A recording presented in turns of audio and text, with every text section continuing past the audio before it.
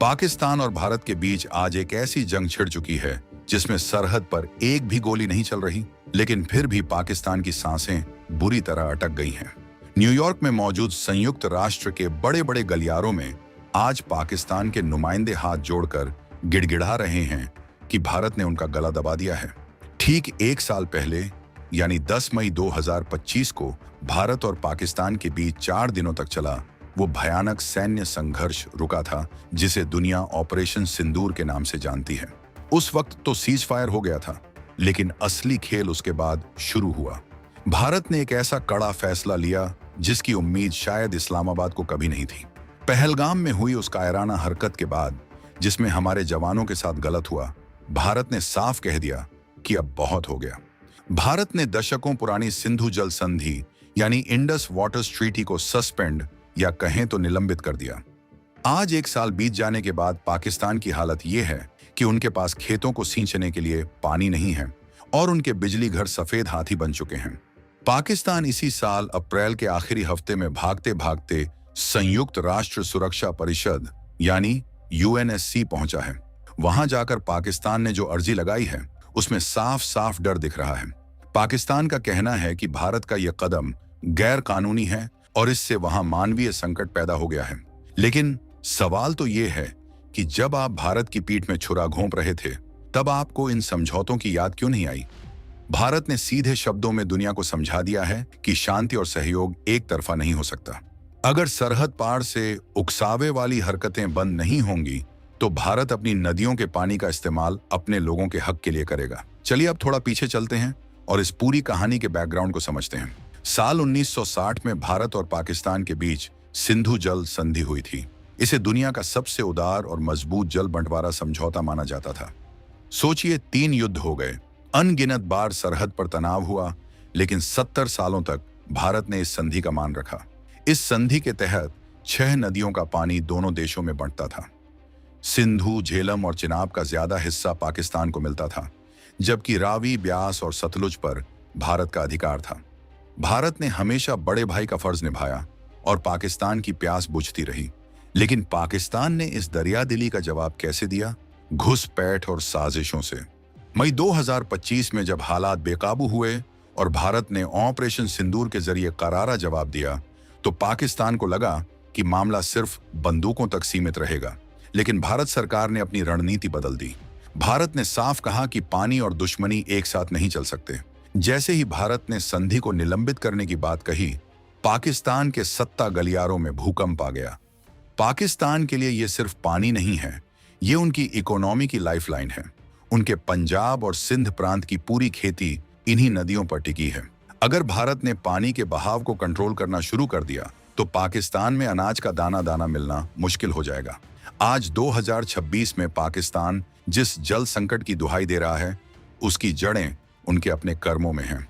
अप्रैल के महीने में जब पाकिस्तान यूएनएससी में रो रहा था, तो उसने चीन और अमेरिका से मदद की उम्मीद लगाई थी। पाकिस्तान को लग रहा है कि उसका सदाबहार दोस्त चीन उसके लिए वीटो का इस्तेमाल करेगा या फिर अमेरिका का नया प्रशासन भारत पर दबाव बनाएगा। लेकिन दुनिया अब बदल चुकी है। भारत ने अंतर्राष्ट्रीय मंच पर बहुत ही चतुराई से अपना पक्ष रखा है। भारत का कहना है कि यह मामला 2 देशों के बीच का है और इसमें किसी तीसरे को दखल देने की जरूरत नहीं है। भारत ने यह भी साफ कर दिया कि जब तक सरहद पार से होने वाली गलत गतिविधियां पूरी तरह बंद नहीं होती, तब तक बातचीत का कोई मतलब नहीं है। अब जरा इस संकट की गहराई को समझिए। पाकिस्तान में इस वक्त बिजली की भारी किल्लत है। उनके हाइड्रो पावर प्रोजेक्ट्स यानी पानी से चलने वाले बिजली घर ठप पड़ रहे हैं क्योंकि पानी का लेवल लगातार गिर रहा है। भारत ने अपनी तरफ कई नए बांधों और प्रोजेक्ट्स पर काम तेज कर दिया है। तकनीकी भाषा में कहें तो भारत अब स्टोरेज और डाइवर्जन की अपनी पूरी क्षमता का इस्तेमाल कर रहा है। इससे पाकिस्तान जाने वाली नदियों का जो एक्स्ट्रा पानी था, उसे भारत अपने सूखे इलाकों की तरफ मोड़ रहा है। ये भारत का हक है और 2026 का भारत अपना हक लेना अच्छी तरह जानता है। पाकिस्तान के नेताओं ने भड़काऊ बयान दिए, बड़ी बड़ी धमकियां दी, लेकिन हकीकत यह है कि बिना पानी के उनकी मिसाइलें भी जंग खा जाएंगी। इस पूरी कहानी का सबसे दिलचस्प मोड़ यह है कि पाकिस्तान ने इसे जंग का ऐलान करार दिया है। उनके मंत्रियों का कहना है कि पानी रोकना अंतर्राष्ट्रीय नियमों का उल्लंघन है। लेकिन भारत ने बहुत ही सिंपल तरीके से दुनिया को समझाया है कि संधि के नियमों का पालन करने की जिम्मेदारी दोनों तरफ की होती है। अगर आप एक तरफ शांति की बात करेंगे और दूसरी तरफ साजिशें रचेंगे, तो फिर कोई भी संधि आपको नहीं बचा सकती। भारत का रुख इतना आक्रामक है कि पाकिस्तान की कूटनीति पूरी तरह फेल नजर आ रही है। चीन भी इस मामले में बहुत फूंक फूंक कर कदम रख रहा है, क्योंकि उसे पता है कि भारत के साथ सीधे टकराव का अंजाम क्या हो सकता है। सोचिए, पाकिस्तान के लाहौर और कराची जैसे शहरों में आज पानी के लिए लंबी लंबी कतारें लगी हैं। वहां की खेती बाड़ी चौपट हो रही है और किसान सड़कों पर हैं। ये वो पाकिस्तान है जो कभी अपनी नहरों और उपजाऊ जमीन पर गर्व करता था, लेकिन आज वो एक एक बूंद के लिए तरस रहा है। भारत ने कोई जुल्म नहीं किया है। भारत ने सिर्फ अपनी सुरक्षा और अपने हितों को सर्वोपरि रखा है। ऑपरेशन सिंदूर सिर्फ एक सैन्य कार्रवाई नहीं थी, ये भारत की उस इच्छा शक्ति का प्रदर्शन था जो बताता है कि अगर हमें छेड़ा गया तो हम जवाब देने के लिए किसी भी हद तक जा सकते हैं, चाहे वो जमीन हो, आसमान हो या फिर नदियों का पानी। पाकिस्तान अब दुनिया के सामने विक्टिम कार्ड खेल रहा है।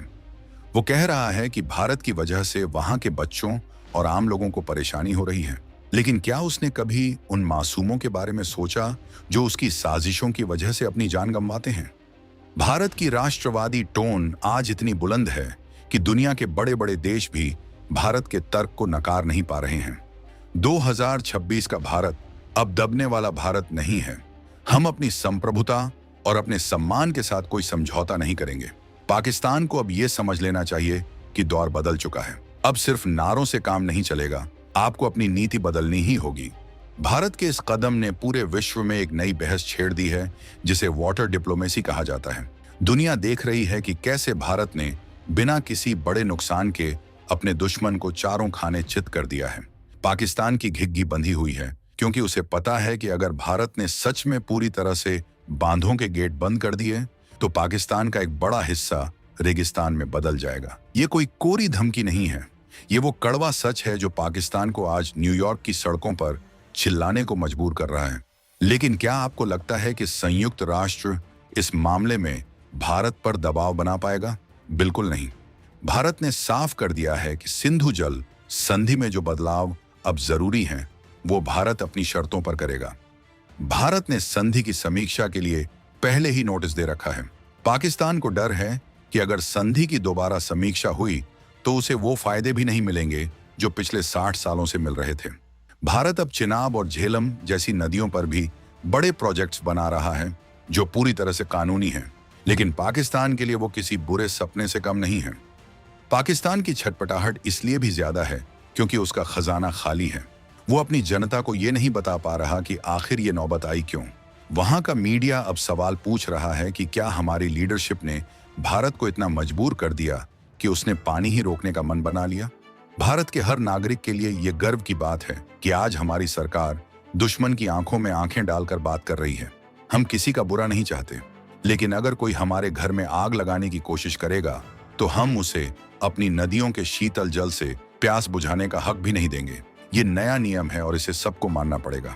ये पूरी लड़ाई अब एक ऐसे क्लाइमैक्स की तरफ बढ़ रही है जहां पाकिस्तान के पास सिर्फ 2 ही रास्ते बचे हैं। या तो वो अपनी सारी गलत हरकतें बंद करे और भारत के साथ ईमानदारी से मेज पर बैठकर बात करे, या फिर वो इसी तरह दुनिया भर में कटोरा लेकर पानी की भीख मांगता रहे। भारत ने अपना रुख स्पष्ट कर दिया है। हमारे प्रधानमंत्री ने पहले भी कहा था कि खून और पानी एक साथ नहीं बह सकते। 2025 के ऑपरेशन सिंदूर के बाद ये बात पत्थर की लकीर बन गई है।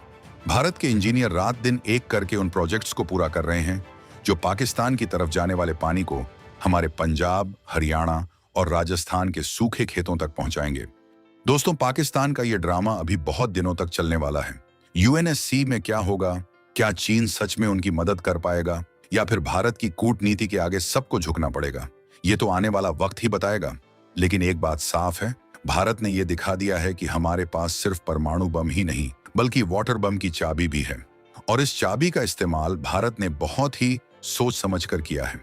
पाकिस्तान के लिए यह सबक है कि अगर आप शांति चाहते हैं तो आपको शांति का माहौल बनाना होगा। आप एक हाथ में पत्थर और दूसरे हाथ में संधि का कागज नहीं रख सकते। भारत बहुत जल्द कुछ ऐसे नए आंकड़ों के साथ सामने आने वाला है जो ये साबित कर देंगे कि पाकिस्तान ने खुद ही अपनी नदियों का प्रबंधन सही से नहीं किया और अब सारा दोष भारत पर मढ़ रहा है। भारत के पास वो सारे सबूत हैं जो बताते हैं कि पाकिस्तान ने कैसे अंतर्राष्ट्रीय फंड्स का गलत इस्तेमाल किया और अपनी जनता को जल संकट में झोंक दिया। भारत अब डिफेंसिव नहीं बल्कि ऑफेंसिव होकर खेल रहा है।